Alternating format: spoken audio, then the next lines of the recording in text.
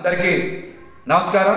విజయవాడ కనకదుర్గ అమ్మవారి ఆలయంలో అమ్మవారికి నివేదన కోసం వినియోగించేటువంటి బియ్యంలో కూడా నాణ్యమైన బియ్యాన్ని వినియోగించకుండా నాసిరకమైనటువంటి బియ్యాన్ని వినియోగిస్తూ ఉన్న దేవాదాయ శాఖ మంత్రి కానీ అదే సదరు దేవస్థానానికి సంబంధించినటువంటి అధికారులు కానీ ఈఓ గారు కానీ ఎందుకు చర్యలు తీసుకోవట్లేదో సమాధానం చెప్పాలి.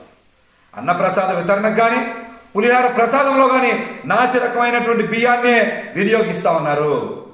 లలిత బ్రాండ్ రైస్ ఆరెంజ్ వాడాలని టెండర్ కండిషన్లో చాలా స్పష్టంగా తెలియజేసినప్పటికీ అక్కడ ఒక పనికిమాలిన కంపెనీ డింగ్ డాంగ్ బెల్ అంటే అది ఎవరికో కూడా తెలియదు. సదరు కాంట్రాక్టర్ ఎవరైతే ఉన్నారో సాయి మణికంఠ ఏజెన్సీనే ఈ సొంత బ్రాండ్ని సృష్టించి అందులో డిపో బియ్యానికి పాలిష్ పెట్టి వినియోగిస్తున్నారనేటువంటి అనుమానం కూడా మాకు కలుగుతూ ఉంది.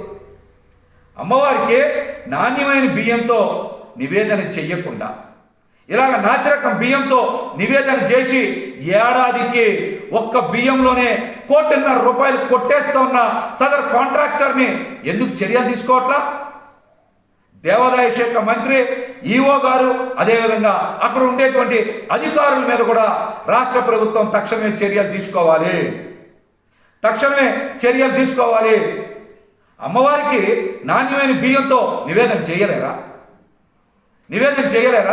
టెండర్ కండిషన్స్ని అమలు చేయకుండా ఇష్టానుసారంగా సాయి మణికంఠ ఏజెన్సీ ప్రవర్తిస్తూ ఉన్న ఏడాదికి ₹1.5 ఒక్క బియ్యంలోనే, మిగతా పచారీ సరుకులు అన్నింటిలో కాదు, ఒక్క బియ్యంలోనే ₹1.5 అవకతవకలు జరుగుతూ ఉన్నా ఎందుకు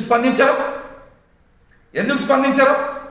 దీని మీద జగన్మోహన్ రెడ్డి గారు కూడా స్పందించాలి.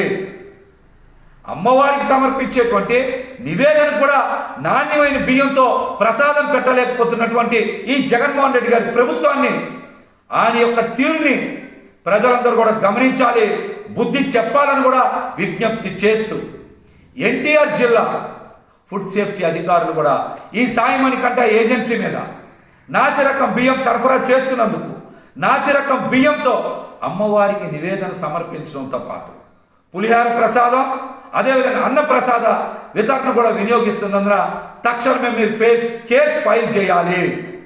సదర్ కాంట్రాక్టర్ మీద అన్నవరంలో ఈ నాసిరకం బియ్యం సరఫరా చేస్తున్నందుకు కేసు ఫైల్ చేశారు. ఈ రోజుకి కాకినాడలో ఆ కేసు నడుస్తూ ఉంది. మీరు కూడా ఇక్కడ స్పందించాలి.